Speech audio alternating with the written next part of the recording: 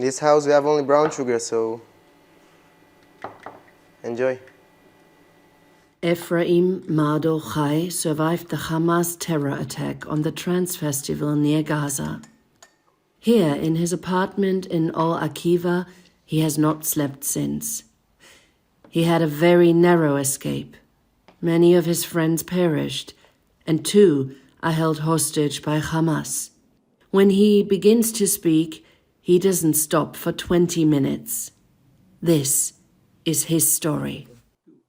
I will start and say that this festival is something that I was waiting a lot of time. The first time that they telling that was doing the festival in Israel, I was buying the tickets in the same day. Trance is one of my best hobby, and I love it. And every weekend I'm partying and dancing. So we waited for the party. The party started at 12 p.m. at night. It all was good at the beginning. We were dancing till 7 in the morning. Everything was good. Everybody was happy. It was just, I think, one of my best moments in my life. And I was in festivals and I was dancing in a lot of times, but this one was very unique. And there was a lot of love and respect and freedom in this place. In 7 in the morning, we started to hear rockets in the sky. First of all, we was a little bit in shock, but we understand that the rockets was going to Tel Aviv, and we are near Gaza, so we didn't afraid too much. Most of us was used to rockets and to alerts. So the police tell us that the party is over and we need to go home. This moment we still didn't realize what is happening and what will come after. Everybody was starting to pack up. Some of the people was decided to stay because they didn't afraid from the rockets. Again, a lot of people is used to this and not afraid. I was going to the car. I was checking with all my friends. I was officer in the army, and a lot of my soldiers in the past was in the festival. I can count, I think, 15 or 20 people that I was commanding on them in the army that was dancing there. So I was calling everybody, and I checked that everybody was going in the car, and everybody has and know how to go home. And when everybody was going to the car, we started to get out of the festival area. Afterward, we get to the roadway in the exit of the festival. But because all of the people came in one time, it was a traffic. So we're standing in the traffic and we're going little by little. And then we started to hear a shooting, like automatic shooting. We see a car in front of us that doing a cycle, going back and telling us that there's terrorists on this side. And then I'm starting to realize there is something more. Telling myself, okay, maybe there was 4 or 5 terrorists that going inside, and we need to some way to beat them. And after 3-4 seconds, I'm hearing more gunshots, and I'm looking back and I'm seeing a car that back of me with 3 dead bodies, and all the car is with shooting signs. At this moment, I and everybody realized that this is something much bigger.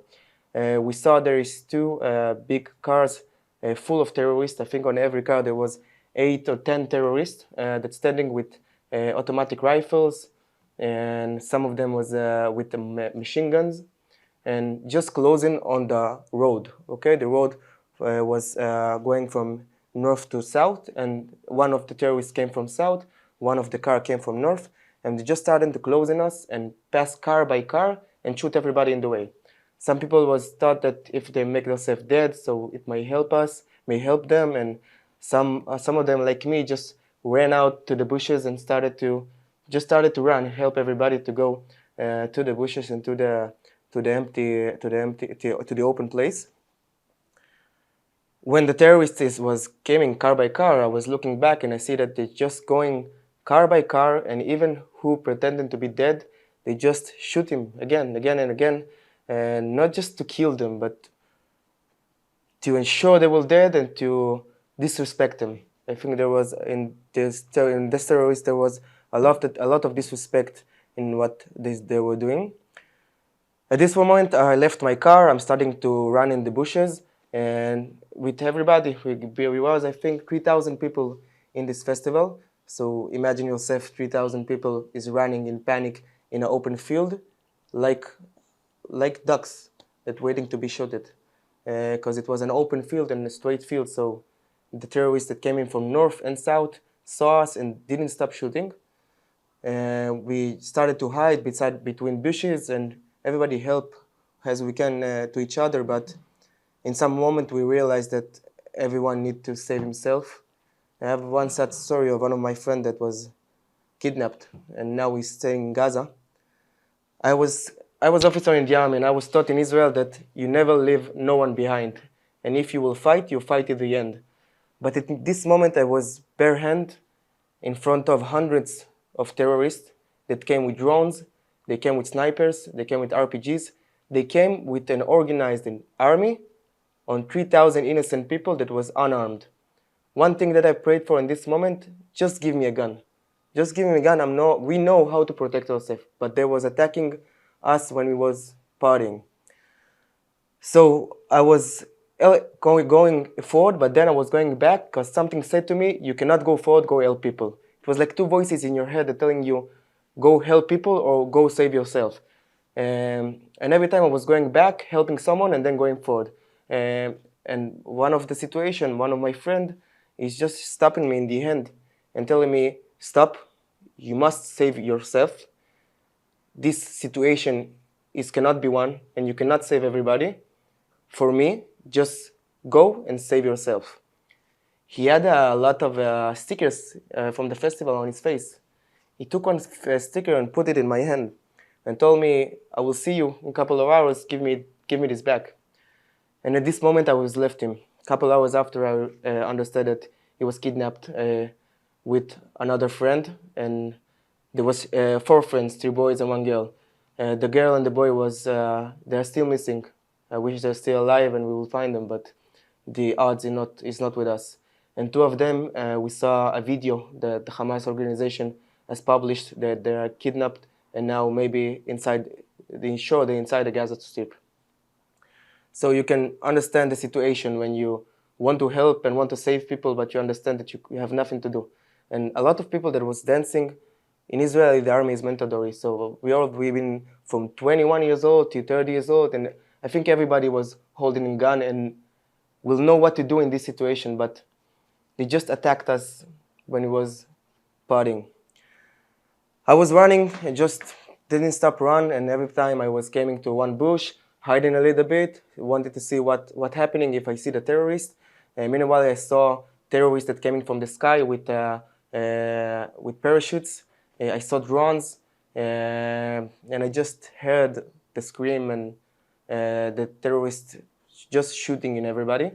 The police and army started to come, but it was very hard to go inside this situation because there was 3,000 people that was scattered. So we don't know who is the terrorist, who is not the terrorist. And I realized that this is going to be a big disaster at this moment. And I was laying in one of the bushes. And then I started to hear, I was in the army when I was an officer. I was 1 year an officer on snipers class. Okay, so I know how snipers sound like. So then I started to hear snipers shooting. And at this moment I started to see near me, I was in the bush, and near me I started to see the hits. And then I understanding at this moment, okay, these snipers want to kill me. I have 2 options, or I will stay here and I will get shot, or I will start to run on a free field, but then I will be like a duck. I was taking my Magen David that my grandma gave me. I was doing Shema Israel, and then I was just starting to run.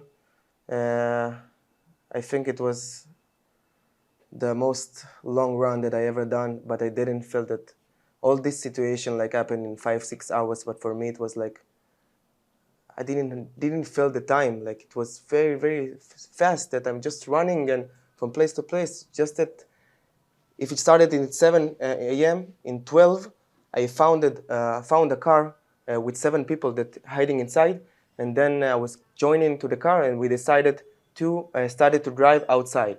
We didn't knew surely when to go, because at this moment we understood that the terrorists didn't came only from the Gaza Strip. They came from all sides, so they closing us from all sides.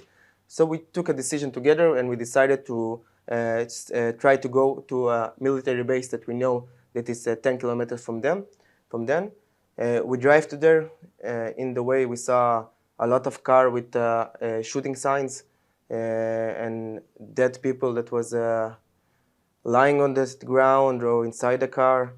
It was just scattered in all this big area.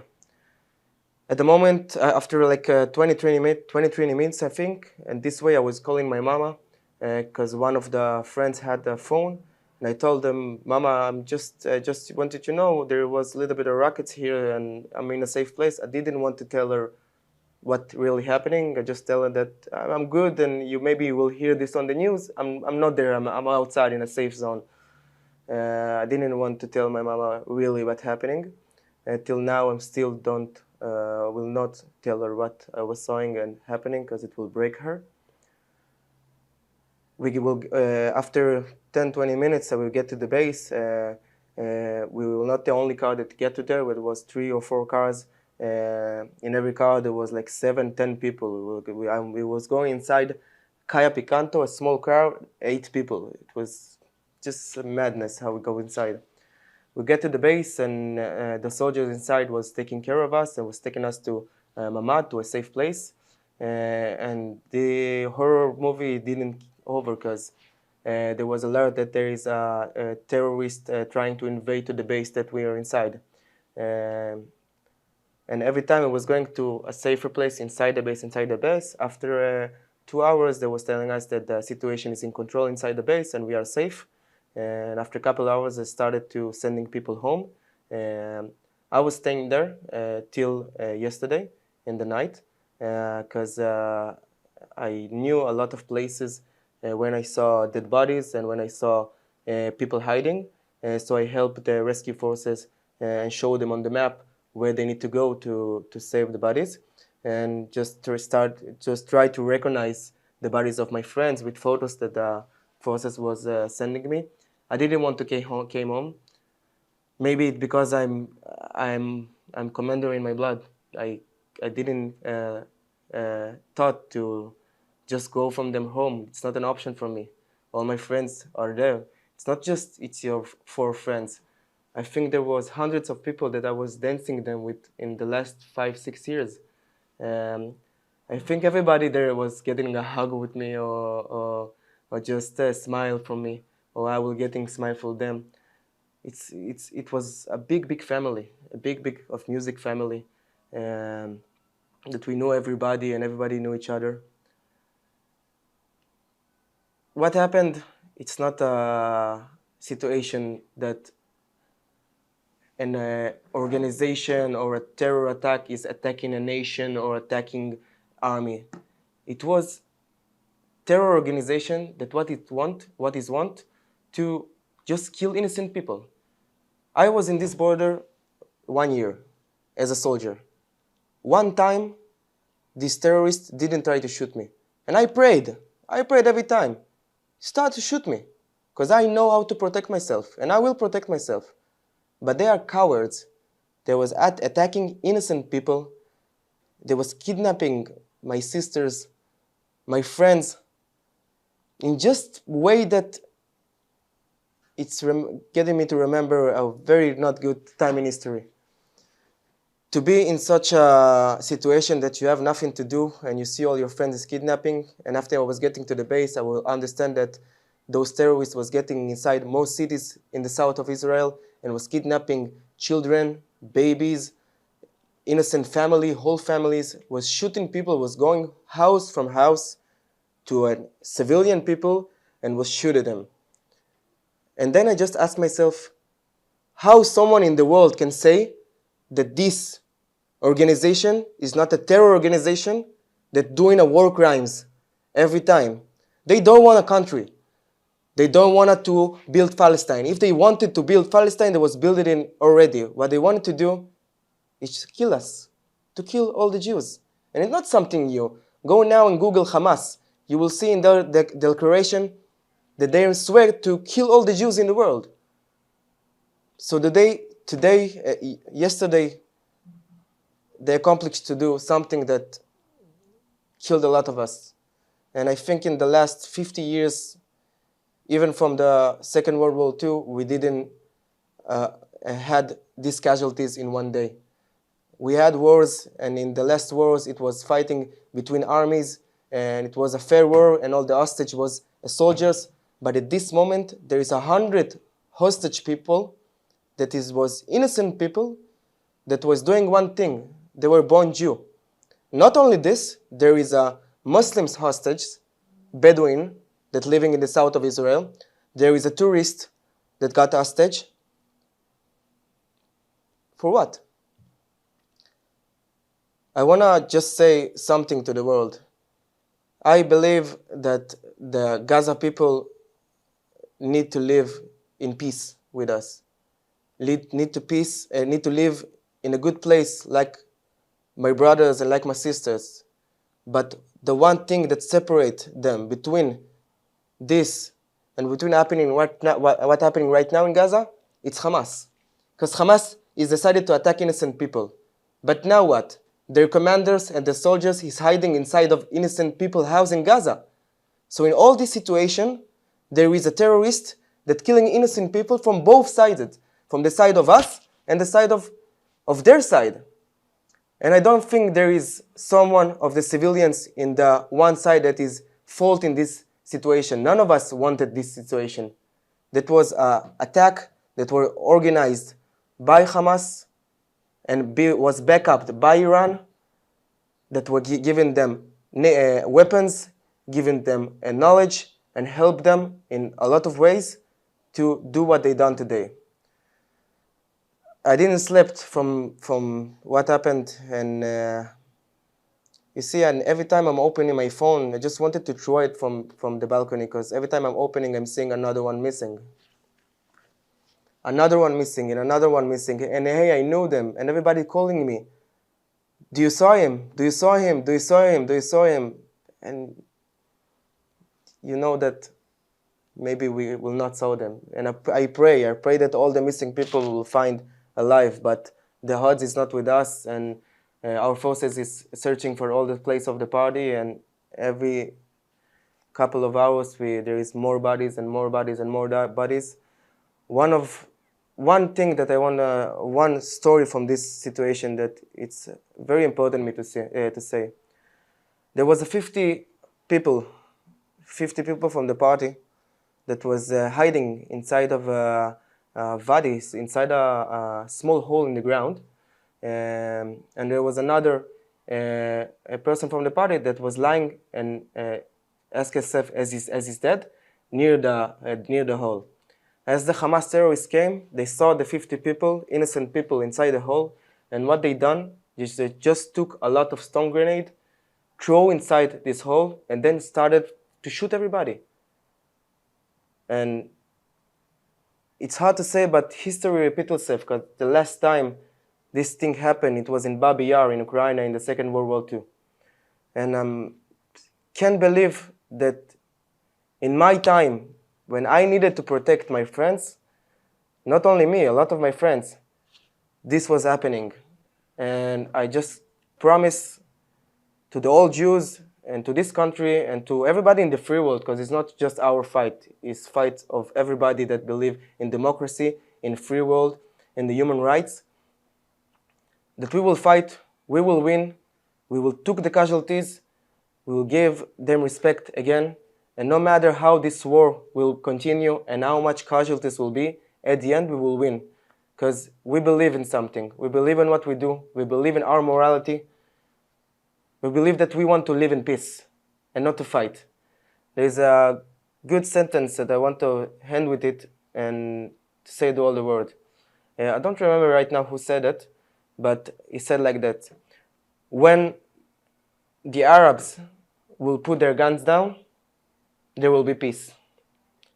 But when Israel will put their gun down, there will not be Israel. And we will not let this happen. Thank you.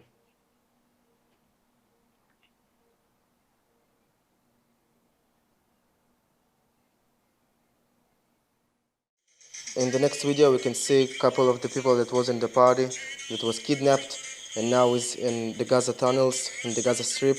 You can see in their eyes how they're scared and how they're tied in their hands, in their legs. Again, all these people was not armed and was innocent people that was dancing in a party. This is Guy, one of my friends. You can see it here. And this is Eviatar. You can see in their eyes what they're feeling right now at this moment. And you just can hear the music and how they're glad that they took innocent people and was tying them.